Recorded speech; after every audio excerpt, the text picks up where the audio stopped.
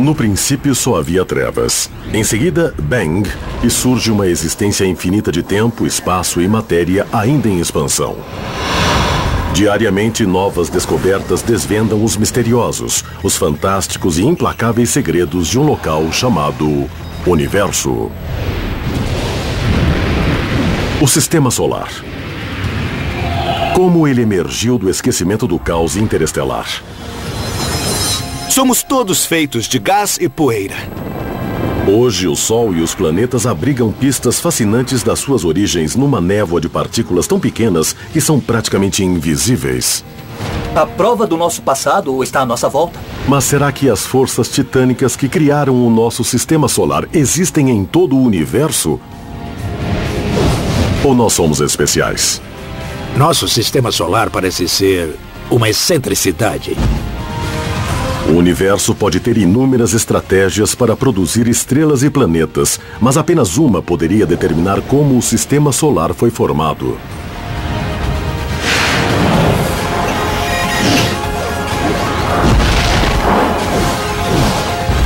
O universo, a formação do sistema solar.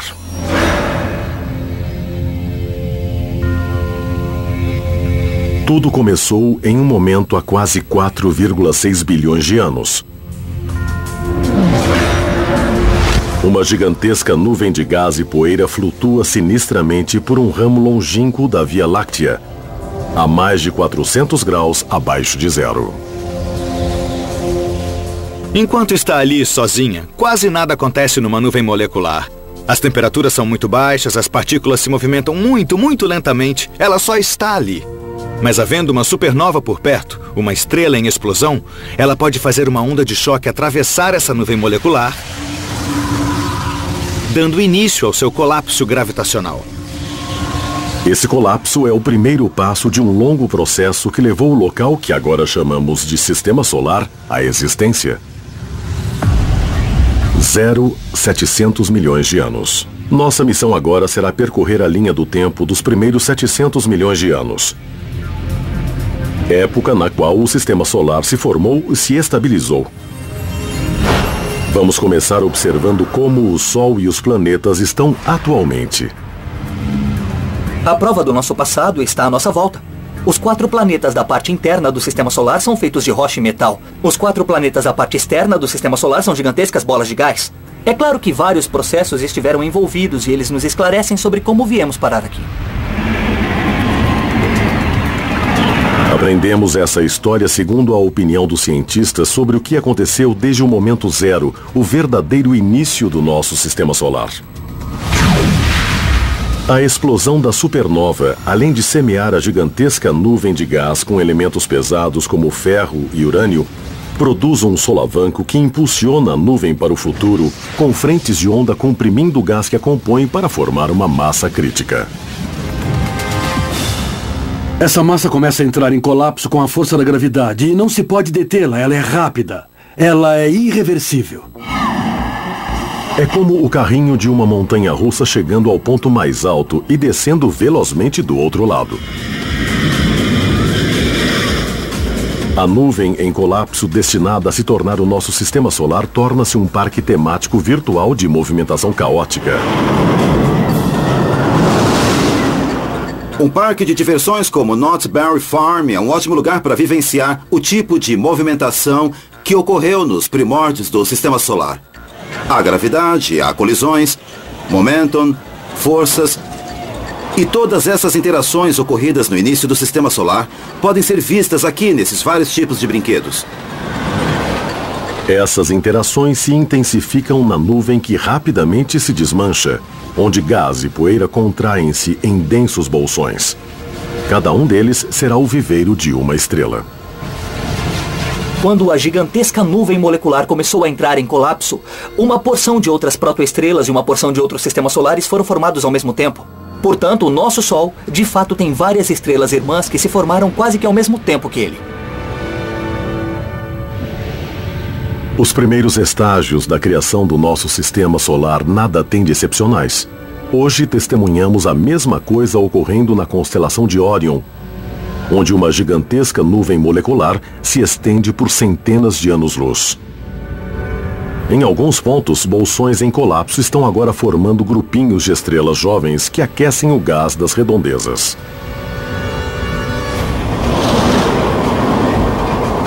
Os vários movimentos produzidos num parque de diversões podem ser comparados à movimentação de matéria cósmica que se junta para formar o sistema solar. O mais básico desses movimentos é o circular, como um carrossel celestial. Quando a nebulosa pré-solar entra em colapso, começamos a notar sua rotação. Um giro que, na verdade, sempre esteve ali, desde o início. A galáxia toda está em rotação. Tudo na galáxia gira. Tudo está em rotação em relação a todo o resto. Portanto, a rotação faz parte da física do colapso estelar. O que ocorre a seguir lembra uma patinadora rodopiando quando recolhe os braços. Ela gira mais rápido. Quando a gravidade atrai o gás da nuvem, a nuvem não só gira mais rápido, como também, inevitavelmente, vai se achatando na forma de um disco.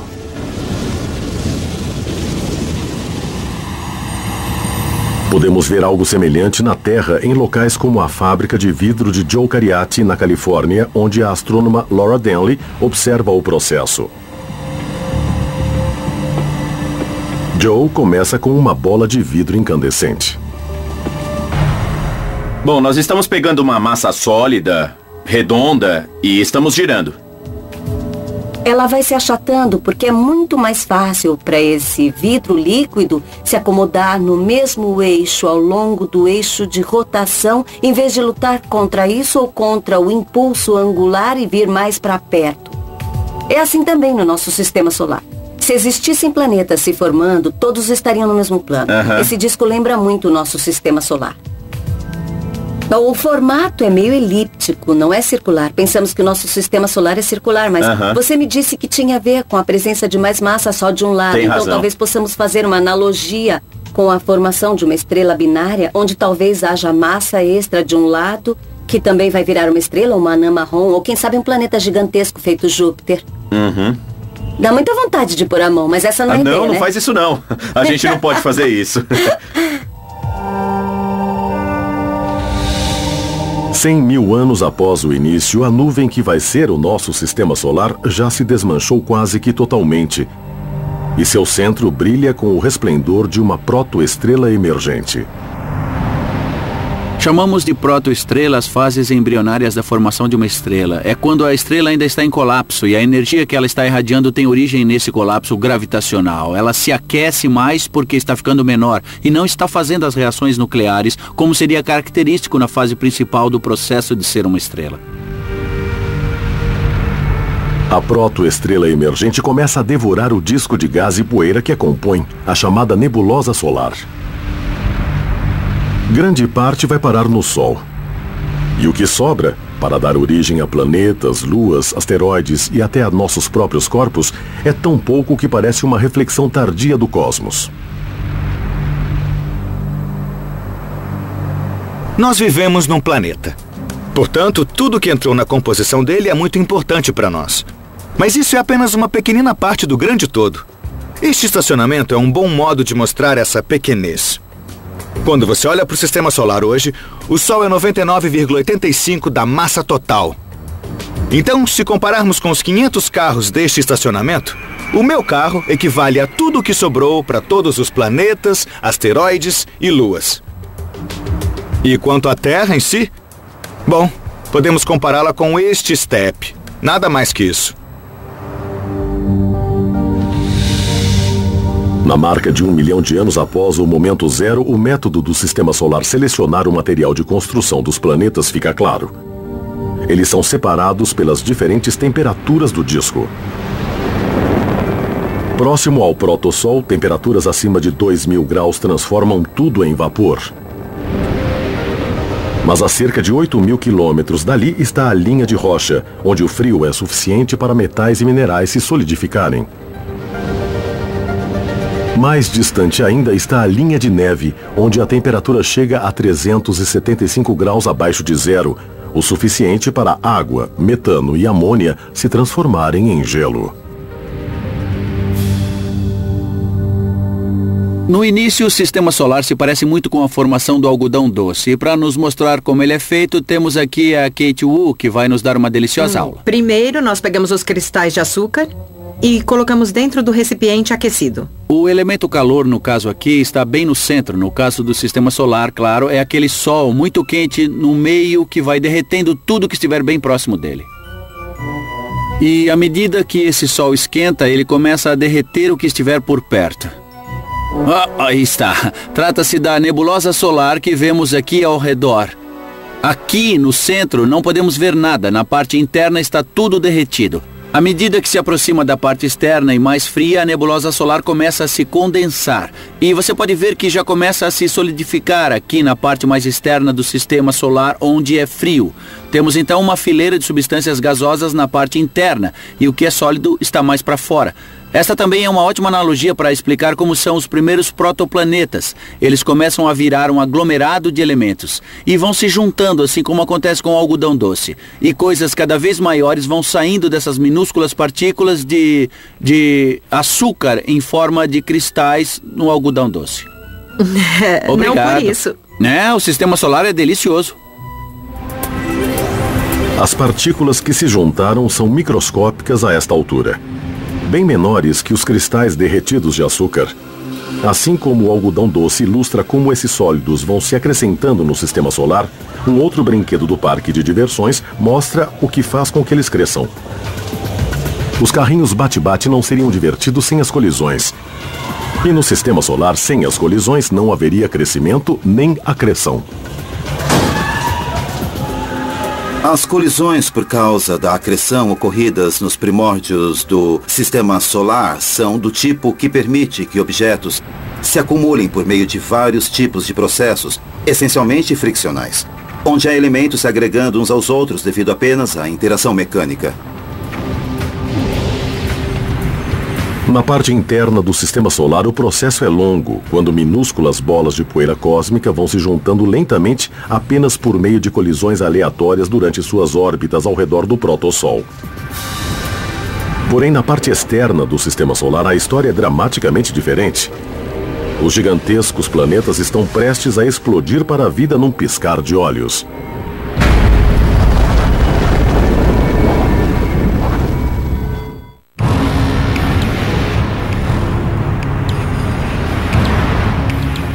Tendo iniciado como uma nuvem de gás e poeira, a formação do nosso sistema solar vai levar 700 milhões de anos.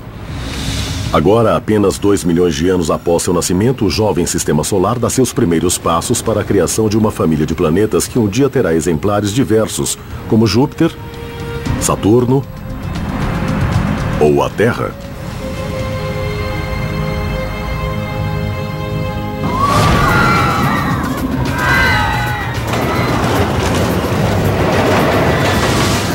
A essa altura, entretanto, não passam de blocos de matéria prosseguindo na sua montanha-russa em meio à turbulência da nebulosa solar.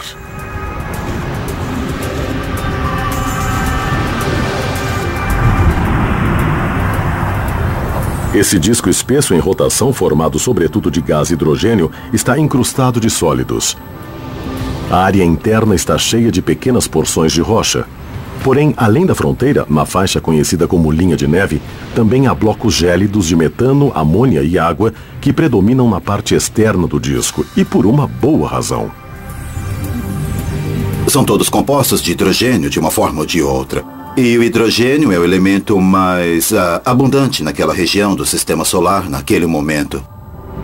Esse hidrogênio abundante está em combinação com elementos tais como oxigênio para formar a água, o carbono para formar o metano ou o nitrogênio para formar a amônia. E produzir todos esses compostos que são então excluídos.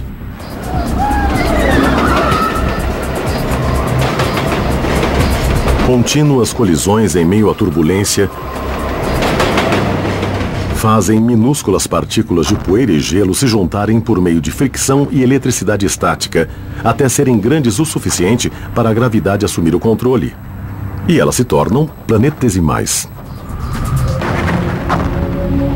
Os planetesimais eram os blocos que originalmente formavam o sistema solar. Eram incrivelmente pequenos, tinham até 1.700 metros de extensão. Mas eram muitos nos primórdios do sistema solar, que estava infestado por eles. Esses planetesimais de 850 metros passarão a formar planetas de larga escala. Sim, mas de tamanhos distintamente diferentes. Era isso que Ryan Chen, de San Mateo, Califórnia, queria perguntar ao universo quando escreveu: por que os planetas mais próximos do Sol são menores do que os gigantescos planetas que estão mais distantes do Sol? Ryan, os planetas mais próximos são menores que os que estão mais distantes do Sol porque os primeiros foram formados a partir de muito pouco material. Eram só metais, rochas, coisas desse tipo. Os planetas mais distantes, após formarem um núcleo similar ao da Terra, conseguiram atrair blocos congelados de água, amônia, metano e dióxido de carbono. Isso fez com que ficassem maiores, e aí, por ação gravitacional, eles atraíram gases, tornando-se muito, muito maiores. Pergunte ao universo. 3 milhões de anos após o momento zero, os planetesimais estão se incorporando a objetos maiores, chamados embriões planetários ou protoplanetas. Os protoplanetas são formados por planetesimais, por isso são maiores, mais ou menos do tamanho da Lua. Além da linha de neve, onde o gelo é quase predominante, essa quadrilha fervilhante de protoplanetas colide e se funde num frenesi de formação planetária. Dentro de apenas 3 milhões de anos, essas colisões dão origem a um jovem planeta congelado destinado a se tornar o monstro do Sistema Solar. É o jovem Júpiter. Antes de se tornar um gigantesco planeta, Júpiter era como uma super-terra, com 10 ou 15 vezes a massa da Terra. Quando jovem, Júpiter é feito de rocha e gelo e continua a crescer. Em certo momento crucial, um último protoplaneta se choca contra a sua superfície.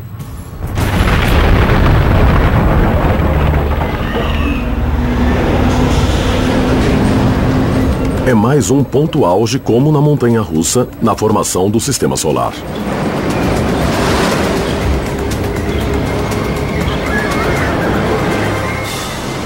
Essa massa agregada manda Júpiter para fora do circuito para se tornar um provocador gravitacional. Após alcançar uma certa massa crítica, a gravidade de Júpiter foi capaz de muito rapidamente atrair material, uma espécie de efeito descontrole que o tornou muito grande de forma muito rápida. Assim como um aspirador de pó cósmico, Júpiter suga praticamente todo o gás que encontra em sua órbita, chegando a 90% do seu tamanho atual em apenas 100 mil anos. Saturno, Netuno e Urano, por sua vez, imitam Júpiter e devoram gás suficiente para se tornarem gigantes gasosos. Essa dramática limpeza feita por um ou mais planetas, deixando espaços vazios através de um disco ao redor de uma estrela, é algo considerado comum no universo, fato já confirmado por recentes descobertas via telescópio. Vemos este processo também em outros sistemas solares sendo formados. Estamos finalmente no ponto em que podemos imaginar outros discos ao redor de estrelas e intervalos que estão sendo criados pelos grandes planetas presentes em sua órbita. No início de 2011, astrônomos usando o telescópio Subaru, no Havaí, divulgaram a foto de uma estrela a 450 anos-luz da Terra. Uma máscara óptica avançada permitiu fazer o bloqueio da luz dessa estrela, revelando a primeira imagem direta de um disco com áreas que foram limpas por planetas orbitantes. Trata-se de uma imagem incrível de alta resolução, que mostra um disco de gás e poeira ao redor de uma estrela e as partes internas retiradas por um ou mais planetas. Certos materiais foram incorporados a eles e outros foram atirados fora. Na marca de 3 milhões de anos na linha do tempo, Júpiter e Saturno são agora os titãs do Sistema Solar. Esses dois planetas gigantescos detêm 92% de toda a massa não solar de todo o sistema. Com 10 milhões de anos de vida, o jovem Sistema Solar está praticamente sem gás. Nesse caso, trata-se de hidrogênio e hélio, combustíveis do rápido crescimento de Júpiter e de Saturno. A estrela em formação tinha um enorme vento solar que dava fim em tudo que havia no Sistema Solar. Júpiter e Saturno tiveram a sorte de conseguir a maior parte desse material em suas órbitas. Por isso são tão grandes. Urano e Netuno chegaram um pouquinho mais tarde e não conseguiram atrair tanto material. Por isso são menores que Júpiter e Saturno. Durante o período anterior à limpa de toda a poeira e gás, o Sistema Solar em formação encontrava-se totalmente escondido do resto do universo.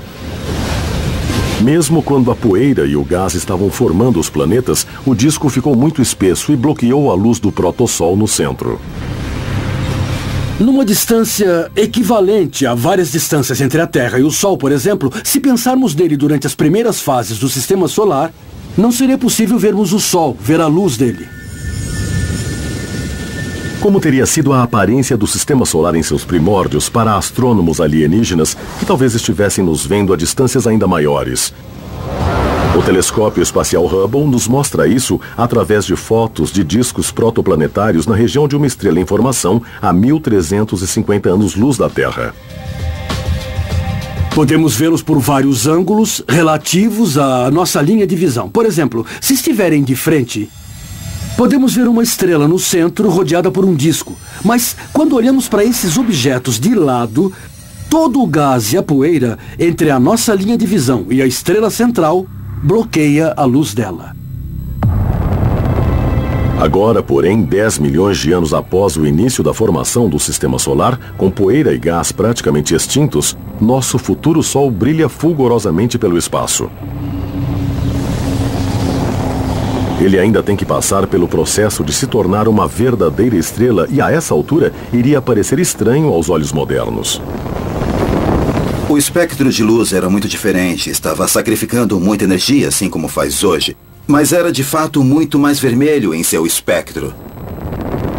Portanto, no início, o Sistema Solar deve ter sido de cor bem diferente da que tem hoje. A protoestrela de aparência amarelo-laranja é um caldeirão fervilhante. Em alguns sistemas, os núcleos de nuvens em contração nunca produzem mais do que a luz tênue de meras anãs marrons. O protossol agora se aproxima de um ponto crítico. Será que essa fornalha interna vai negar fogo? Ou deverá romper a fronteira nuclear para brilhar por toda a galáxia com todo o fulgor de uma verdadeira estrela?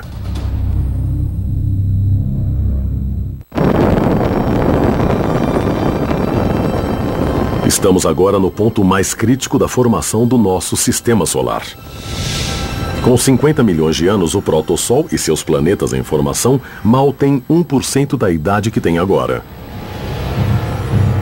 Em muitos sistemas, a estrela central não tem massa suficiente para inflamar-se completamente.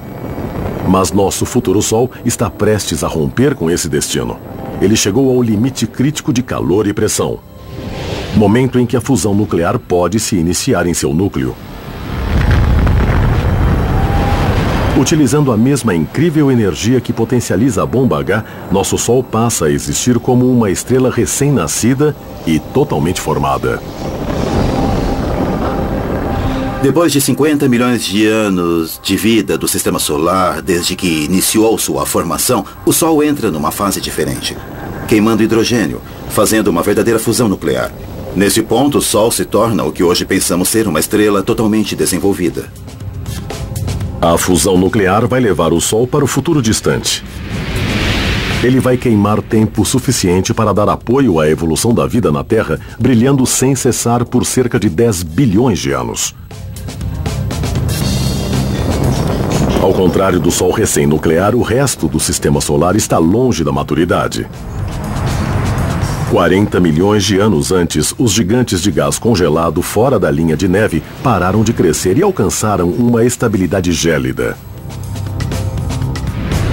Porém, na parte interna e quente do Sistema Solar, onde o gás é raro, mas as rochas são abundantes, ainda reina o caos. Quando o Sol se torna uma estrela totalmente desenvolvida, os planetas da parte interna do Sistema Solar ainda estão tentando crescer. Há pequeninos protoplanetas que continuam em construção, colidindo, ficando cada vez maiores, vindo a se tornar aqueles 4 enormes planetas da parte interna do Sistema Solar. Porém, dentro da órbita de Júpiter há uma região estreita onde os planetesimais menores predominam e os protoplanetas são raros. Trata-se do cinturão de asteroides onde Júpiter agita as coisas para evitar a formação de qualquer planeta. Júpiter é o maior dos planetas e sua influência gravitacional é a maior do Sistema Solar. Houve um momento no início do Sistema Solar em que Júpiter atravessava o que chamamos de cinturão de asteroides, incrementando a velocidade dos planetesimais, fazendo com que colidissem e ficassem totalmente em pedaços. Vamos tentar fazer uma ideia do que é uma colisão destrutiva dentro de um cinturão de asteroides. Só que não podemos usar rochas de verdade porque são duras demais e as velocidades baixas demais. Então vamos usar essas rochas de material super leve que foram feitas para nós por Ryan Johnson, um craque em efeitos especiais. Ryan, pode nos falar sobre esses asteroides especialmente leves? Claro. Esses objetos aqui, desenvolvidos por nós, são de um tipo de isopor usado para fazer rocha de mentirinha nos filmes e coisas do tipo. Quando queremos fazer algo que quebre, parecendo que é bem duro, usamos isso, que quebra com facilidade em pedacinhos. Então nós pegamos esse material e desenvolvemos uma bola muito maior, que fingiremos ser o nosso asteroide. Temos 2 deles. Vamos jogar um contra o outro com força e tomara que simulem a colisão de um asteroide. E que velocidade você acha necessário para provocar a colisão? Bom, a gente precisa jogar um em cima do outro de uma altura razoável. Mais ou menos como essa altura aqui. Tá bom, vamos sentar.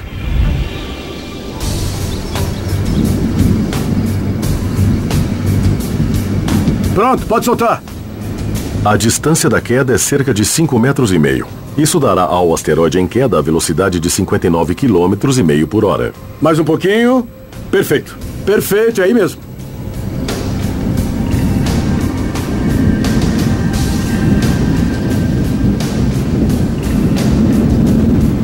Legal, Ryan, pode jogar. Tudo bem, tá ventando um pouco, mas vamos ver se a gente consegue.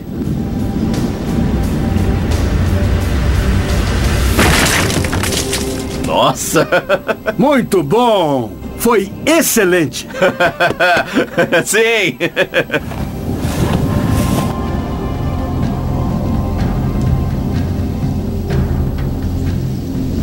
Maravilha! Obrigado, hein? Foi um sucesso, hein? Boa! Isso aqui tá ótimo, hein? Incrível, fez um belo estrago, né? Ótimo. Então, no cinturão de asteroides, esses pedaços voltariam a se juntar e formar uma pilha de cascalhos, ou seja, um asteroide como conhecemos hoje. Bom, se eles começam a se juntar o tempo todo, não seria esse o processo pelo qual um planeta se forma? Não é assim que funciona? Não, porque aí isso aqui é atingido de novo, e de novo, e de novo. E essas coisas são sempre pulverizadas pelos impactos, restando apenas pequenas porções de cascalhos isolados em vez de um planeta inteiro. E essa experiência reproduz de modo razoável o que você acha que poderia ser uma colisão de asteroides? Essa é uma analogia muito boa, porque você tem pedaços grandes, você tem poeira, e o que são asteroides? Basicamente pilhas de cascalhos compostas de pedaços enormes que se juntaram. Foram cobertos de poeira e então acho que você fez um bom trabalho. Isso aqui se parece com os primórdios de um asteroide. Ótimo, eu fico feliz que deu certo. Eu também. O cinturão de asteroides não é a única região no emergente sistema solar onde os planetas não conseguem se formar.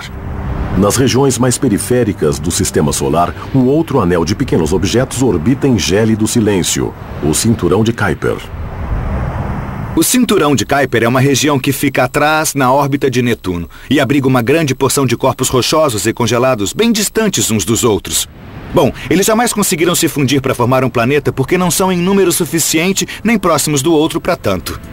50 milhões de anos após o nascimento do nosso sistema solar, tanto o cinturão de Kuiper quanto o cinturão de asteroides detinham 100 vezes mais objetos do que hoje.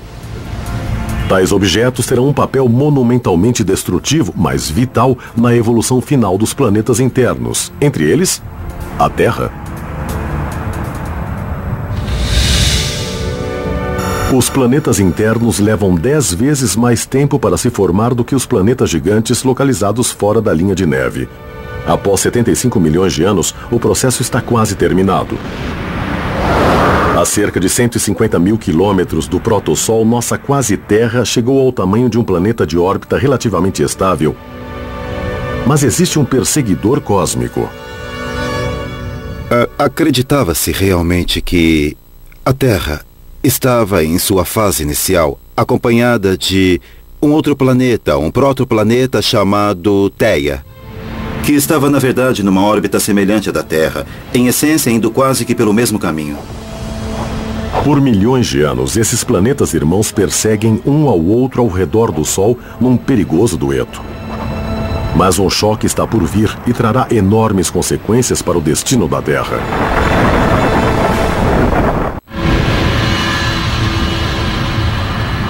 A formação do nosso sistema solar se arrastou por 80 milhões de anos, desde o colapso da gigantesca nuvem de gás que iniciou o processo. Os planetas internos já tomaram forma. Mas agora, a Terra, que um dia abrigará a vida, enfrenta a possibilidade de uma morte prematura e cataclísmica. Por milhões de anos, a Terra foi perseguida pelo protoplaneta Theia. Esses dois corpos viajavam essencialmente na mesma órbita, gradualmente se aproximando cada vez mais. E agora, para a Terra e para a Theia, o choque é iminente.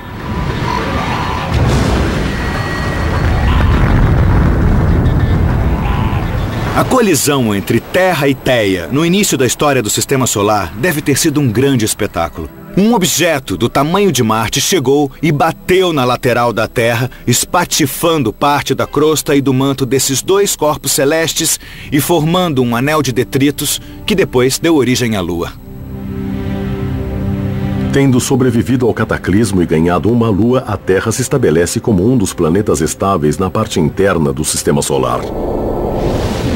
O drama agora se volta para os gigantes gasosos, planetas externos, cujas órbitas em vias de mudança ameaçam dilacerar o Sistema Solar.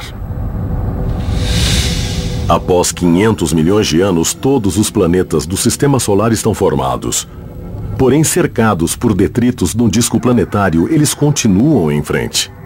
Enquanto ondas de densidade são formadas no disco, os planetas estão quase que surfando nas ondas de material desse mesmo disco.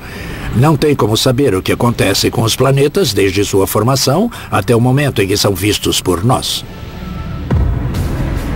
Nos primórdios do Sistema Solar, os 3 planetas mais distantes do Sol, como grupo, estavam mais próximos do Sol do que nos dias de hoje. E a órbita original de Netuno era mais interna do que a órbita de Urano, o inverso da posição atual. Além disso, tanto o cinturão de asteroides quanto o cinturão de Kuiper têm 100 vezes mais material do que atualmente. Os pequenos corpos presentes nos 2 cinturões são constantemente deslocados pelos planetas gigantes e sua intensa gravidade. Como são gigantescos, os grandes planetas reagem sempre que empurram um planetesimal para outro lugar. As reações podem ser pequenas, mas mesmo assim fazem com que as órbitas dos planetas gigantes migrem para novas posições. Antigamente, os planetas externos se deslocavam bastante. Eles migravam. Bom, Saturno, Urano e Netuno enviavam planetesimais na direção do Sol. Ou seja, sempre tinham que se deslocar para fora. Júpiter, porém, arremessava os planetesimais a enormes distâncias, chegando até a expulsá-los do Sistema Solar. Ou seja, Júpiter teve que se deslocar mais para dentro do disco. O que determina esse deslocamento para dentro e para fora? Ele resulta de uma lei da física, segundo a qual a energia nunca é perdida. Quando um planeta ejeta um planetesimal, é preciso que ele se desloque para dentro um pouquinho. Trata-se de mera conservação de energia. Ele está dando muita energia para o planetesimal, atirando-o para longe no espaço. Isso quer dizer que o planeta tem que se deslocar para dentro. Ele perde energia. Se um objeto em órbita perde energia, não está se deslocando rapidamente. Isso quer dizer que ele cai para uma órbita inferior.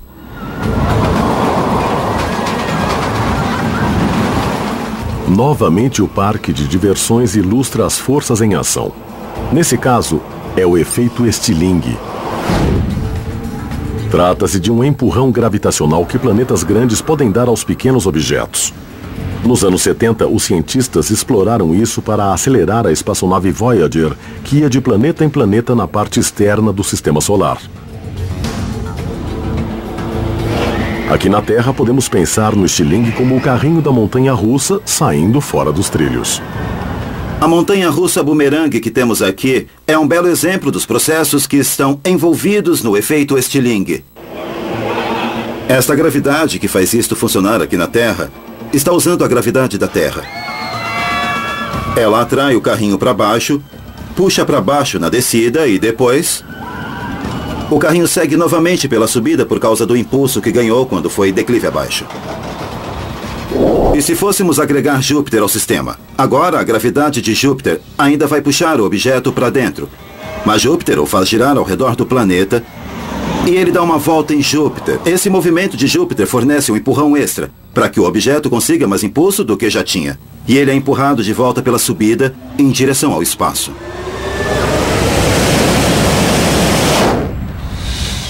Milhões de pequenos empurrões gravitacionais fizeram alterações sutis nas órbitas planetárias por mais de 500 bilhão de anos. A Terra e os outros planetas jovens talvez se estabeleçam em condições que proporcionem o início da vida. Se for assim, ela está prestes a ser dizimada uma vez que os gigantes gasosos como Júpiter e Saturno alcançam um ponto de ruptura chamado ressonância. Quando Júpiter e Saturno atingem o ponto de ressonância, ocorre uma catástrofe. O sistema solar se desmantela em 1 milhão de anos, ou seja, um período curtíssimo se comparado à idade do sistema solar. A ressonância significa que toda vez que Saturno orbitar o Sol uma vez, Júpiter orbitará o Sol 2 vezes. Resultado, Júpiter e Saturno chegam bem perto um do outro na mesma parte do sistema solar, com regularidade, continuamente, criando uma imensa bomba de gravidade. É como empurrar uma criança num balanço. Se você empurrar o balanço na hora certa, você consegue o movimento para mandá-la cada vez mais alto e mais alto. O efeito mais dramático está nos 2 planetas gigantes mais distantes do Sol.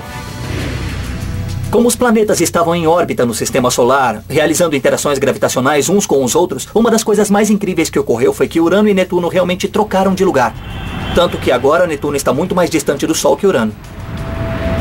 A ressonância é um cataclismo cujos efeitos reverberam no sistema a uma velocidade estonteante, não só alterando órbitas, mas também expulsando a maioria dos pequenos objetos do sistema.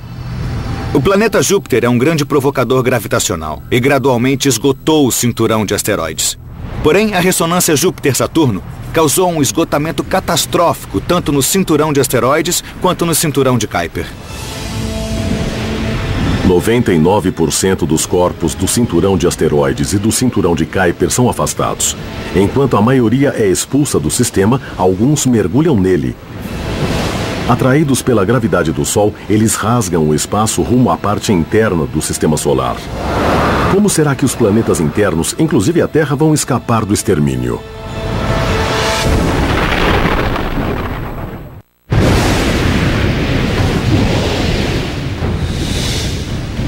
A formação do nosso sistema solar alcança um violento clímax 700 milhões de anos depois que a nebulosa pré-solar começou a entrar em colapso. E a Terra está na linha de fogo.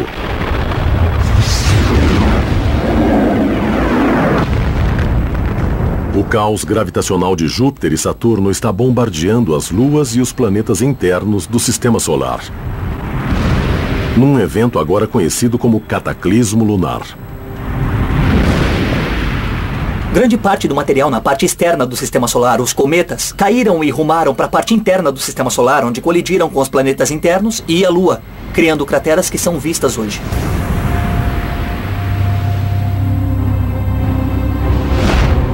Para alguns pesquisadores, as colisões podem ter esterilizado a Terra repetidamente.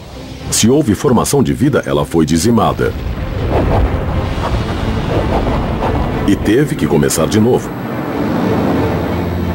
Mas o impacto dos objetos no espaço, somado à sua violência, também podem ter trazido algum benefício. A Terra talvez não tivesse toda a água que tem hoje se não tivesse sido bombardeada por material da parte externa do sistema solar. Chegou-se a especular que grande parte da água que temos na Terra é, na verdade, resultado de impactos da época do cataclismo lunar.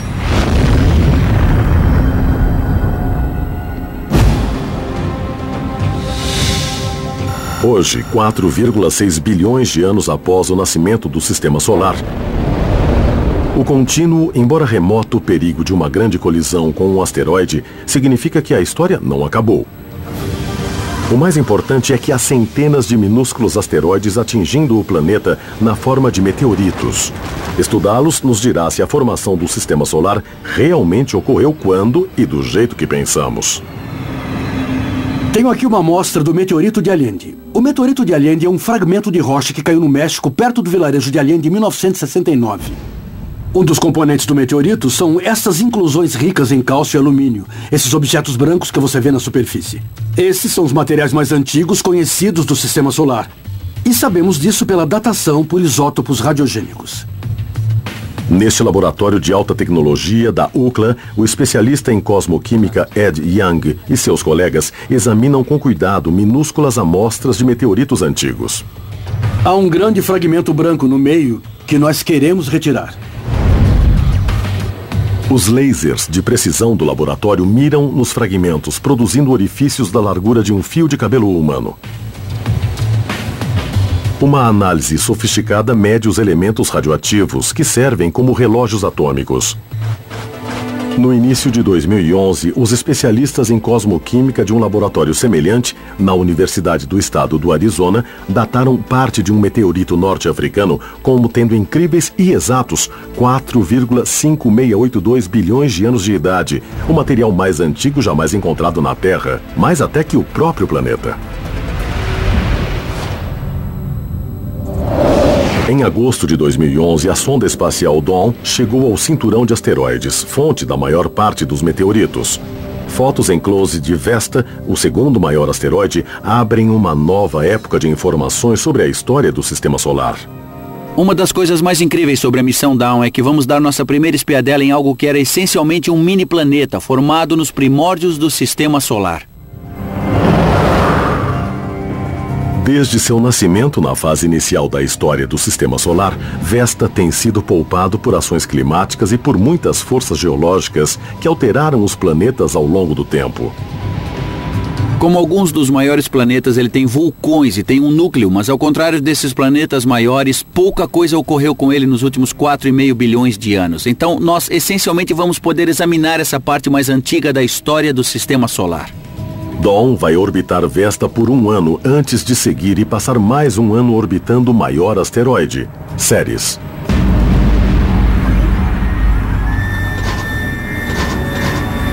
Enquanto isso, a sonda Juno, da NASA, acaba de iniciar sua jornada até Júpiter. E irá visitar esse gigante planeta para determinar se ele realmente tem um núcleo sólido e se foi formado logo no início e com rapidez, como os cientistas agora acreditam. Mais cruciais ainda são outras estrelas com seus próprios sistemas solares, cuja formação joga uma luz fundamental sobre o nosso. A razão mais importante para entender como o Sistema Solar foi formado era descobrir se somos ou não normais. Quando você observa outros sistemas solares sendo formados com os nossos telescópios, por exemplo em Órion e outros lugares, queremos responder à pergunta: quão normal é esse sistema solar? Lançada em 2009, a missão Kepler prossegue a todo vapor e já identificou 1.200 possíveis planetas ao redor de outras estrelas.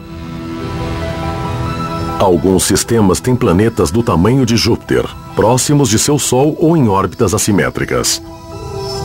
Outros têm apenas pequenos planetas se aglomerando na zona aquecida de suas estrelas. 952, sistema candidato de Kepler, o Sistema Solar. Nosso Sistema Solar, entretanto, tem seus planetas em órbitas quase circulares, espalhados num arranjo estável que parece quase que perfeito demais. Uma das grandes surpresas da última década, quando começamos a descobrir outros sistemas planetários, foi o fato de que nosso Sistema Solar parece ser uma excentricidade, sobretudo porque é demasiadamente irregular. Será que o Sistema Solar é formado por processos que podemos observar ainda em andamento? Ou será que somos especiais? Ou seja, será que nossa vida é ou não especial? Essa pergunta talvez seja a mais importante de todas, já que a história de vida do Sol e de seus planetas essencialmente se torna a história de vida da própria vida, da humanidade na Terra, do nosso único lar, estando sozinhos ou em meio a muitos outros no universo.